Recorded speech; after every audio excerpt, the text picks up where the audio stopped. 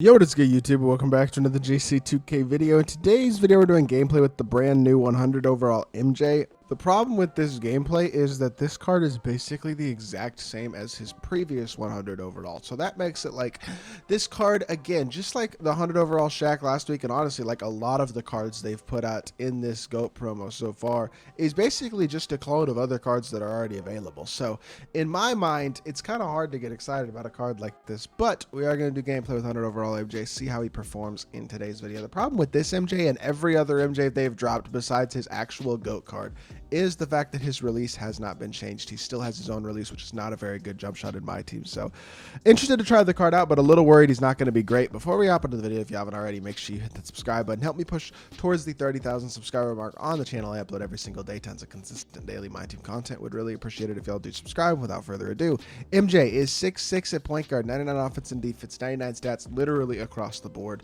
I mean, yeah, he's basically a GOAT card without being labeled a GOAT card, but he really is. I mean, 62 Hoffs, 13 gold badges. Like, he's not missing anything on Hoff, on gold, on anything. Like, he's not missing anything of any sort of importance. When you look at the badges that aren't on Hoff, I wouldn't consider any of them particularly important to be on Hall of Fame, and the only two badges he's missing are Big Driver and Hook Specialist, which I don't think are all that important. So, as a whole, you have yourself one of the most complete statistical cards in the game. The problem with this card is that his release sucks. I mean, that's plain and simple. That is the problem with this card, 100%, is that the MJ release is not a good release in my team. Even on very quick, it is just not exceptional. And that is the flaw. That has been the flaw with MJ cards all year. And honestly, it was the flaw with MJ cards last year too.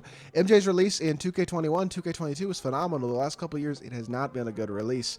And this year is no different. So while MJ is going to be fun to use and going to be an okay card, he'll be a great defensive point guard. He's really versatile. He's got basically perfect stats and badges, but realistically, with the way that his jump shot is right now, it's hard for me to realistically consider this MJ one of the best point guards in the game because he has a baited jumper. But at the same time, he should still be elite in every other area, and I think he is good enough as a shot creator and as an overall card to still be a very capable point guard, especially if we don't go up against the most elite of players. So let's hop into a game, see what MJ can do. All right, hopping into this game, this should be a relatively easy opponent, to be completely honest with y'all. Like, I don't think this guy's going to be a test. Pink Diamond Devin Booker, I believe, is his starting point guard, and then he's got Opal Rudy Gay, Donovan Mitchell at the 2. Pink Diamond Maxi Kleba is his center. I'm not totally sure about this team. I'm not going to lie to y'all. I'm going to leave him wide open, honestly, just see if can he even hit a wide open shot? The answer is yes. He hits a white. That's funny. All right, cool. Good stuff. He had a wide open 3 ball, but it was a white. That's hilarious. He's got a meter on. I love that. That is like one of the worst features of this entire year, by the way. MJ's release is even slow when he's wide open. Goodness gracious. It's so slow, but I greened it there. It's just, that is the problem. If this card had an elite release, he'd be awesome. Like, legitimately awesome. I really wish they had made all of the, all of the MJs except for the literally one free one are gambling only. So, like, I'm kind of glad that they made them all pretty much garbage, but I think they are all honestly garbage. So if you think that MJ is this really good card, I know he's one of the greatest players of all time. I don't personally think he's the greatest, but I know he's one of the greatest players of all time, but his cards in my team are just not good this year. They're just not, realistically. So knocks down that 3 ball. But like in my ranking video from worst to best yesterday, I don't know if y'all watched that video, but for those of y'all who did watch me rank this set from worst to best, I put Galaxy Opal Kobe White over this MJ card. And I did that for a real reason. Like, I legitimately would rather use Kobe White than the 100 overall MJ. And that is because his animations are much better. At MJ, it's like, even his fade, which is Pro 2 and a good fade, is a bit limited and slowed down right there. I'm slightly early. It's slowed down a little bit by the fact that his upper isn't very good. So even there, slightly early again. Like, I promise y'all, I'm not shooting slightly early. It's on purpose either. I just haven't adjusted to the speed of his fade yet. I got to hold it down longer. I held it down longer there. That one was green. Perfect.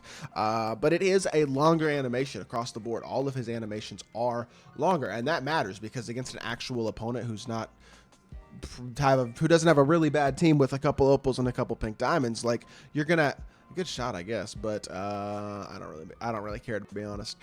It's just, I don't know, against an actual like legit competitive sweaty opponent, you're gonna have a real challenge, I think, with MJ creating the space to consistently get his jumper off against elite level on-ball defenders. Like, Pink Diamond Devin Booker is not an elite level on-ball defender, so we're gonna destroy him, obviously. But in general, against a good player who has skilled defensive cards with Hoff Movable Enforcer and Hoff Anchor, Hoff Clamps, Hoff everything. Like, it's not going to be easy to score with this MJ because of his release, and that's a problem. You know what I mean? So at the end of the day, that's a big issue, and that does significantly limit this card compared to a lot of the other top guards in the game because his shot creation. I mean, Sigs are great. He can do a lot of things well, hitting the fade there as well.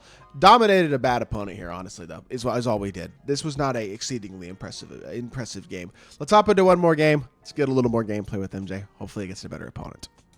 All right, second opponent here has a slightly better but still not exceptional team. He's got the Dark Matter, Bill Walton, Opal, Dante DiVincenzo at point guard. Donovan Mitchell is still his 2 guard, but he's got Dark Matter PG at the 3. Like, he's got a few good cards in his lineup. The thing about MJ is he actually does have really good movements. Like, and his fade, Pro 2 fade's still good, man. So, like, you can hit the fade. Yeah, like, as you see, I get it off there. It's just, if against good defensive cards, there will be issues with this release, I promise. And not a good defensive cards, more so good defensive players. Because, like, Dante DiVincenzo is a fine defensive card. He just didn't manually contest there. But I think, in general, MJ is usable, yes. But he is not elite because of the release issue. And I think that is unfortunate and frustrating. But, I mean, we're seeing it right now. If you are a skillful player, and especially if you go up against players who you're better than, you'll have a lot of success with MJ. You see him flying to the rim there, dunking at home. He definitely can be a lot of fun. It's not like he's a bad card. Great steal there as well. He's going to be great defensively. He's just not quite as elite as a lot of the other top point guards in the game because of that right there. He's going to get contested quite easily on his jump shot. And that was not a great shot selection by me, no doubt. But I feel like a lot of other point guards have a chance to get that type of shot off, and MJ doesn't really. So, like, even there, I don't feel confident shooting that over Bill Walton. But we're going to go this way, and we're going to fade here. And that's a good look. And that's a good shot. And I missed it. Tough scene. That's not easy, though. That's wide open. Should be cash, and it is. Good shot. MJ finding a way to contribute at a high level in both of these games. I think this card is very usable. I just don't think he's unbelievably elite. And that's how I feel about his other one, too. There's 10 point guards in the game, probably, realistically, that I would actually rather use than this 100 overall MJ right now. And that's, like, at a minimum. So release is so important to me, especially on a guard. And MJ does not have a very good one. He had a dunk wide open there and didn't take it. And, like, that's just a big issue because his size is, I mean, good at 6'6", but not unbelievable. He's an elite level defender, of course, but he doesn't have an unbelievable player build, and his SIGs are great, but again, release being an issue is a problem. So I think MJ's good. I think he's very usable, but I would take Clyde Drexler over him. I would take SGA over him. I would take point guard Larry over him, Nikola Jokic, Ben Simmons, like probably a few other guys as well that I would definitely take over this MJ card just because of their improved ability with their release or their size or a combination of both to just, I think, be a little bit more impactful than MJ across the board. So I'm not sitting here and saying this is a bad card, but I don't think he's quite indicative of a player who is one of the very top 1 or 2 greatest players of all time. And it's kind of unfortunate to me that MJ, Michael freaking Jordan, just has had a bad release all year that's kind of limited all of his cards. And that's kind of lame because this is one of the greatest players of all time, and he should be one of the best players in my team. And if that means you have to figure out a way to make his release look a little bit or be a little bit quicker and smoother while still looking like MJ's, figure that out because they found out ways to do it in the past. And, like, we want MJ to be good. We don't want MJ to be just this mediocre card that people don't get excited about. And that's kind of where we are with Michael Jordan right now, unfortunately, in my team. So with that being said, that's where I'm going to call it. This game, we got 10 points, 4-6, 2 of 4 from 3, and a steal. Last game was super solid as well. MJ as a whole, fun card to use, not bad, but not quite as great as I would like him to be. So that is going to do it for this video. I hope y'all did enjoy. If you did, make sure you hit that like button, leave a comment, and subscribe. I'll be back with more 2K content very, very soon. I appreciate y'all. Peace.